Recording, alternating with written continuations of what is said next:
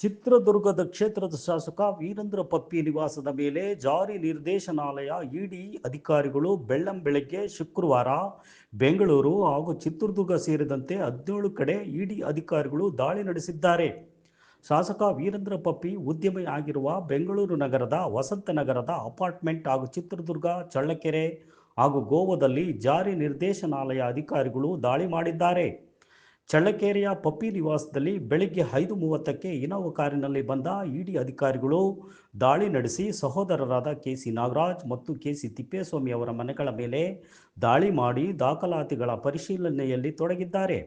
ಶಾಸಕ ವೀರೇಂದ್ರ ಪಪ್ಪಿ ಒಡೆತನದಲ್ಲಿರುವ ಗೋವಾದಲ್ಲಿ casino, Ratna savings solution, Ratna gold company, Ratna multi source company, Puppy technology company, Puppy tours and travels, online ಗೇಮ್ನಲ್ಲಿ ವಹಿವಾಟು ಇನ್ನೂ ಅನೇಕ ಕಂಪನಿಗಳನ್ನು ಹೊಂದಿದ್ದಾರೆ.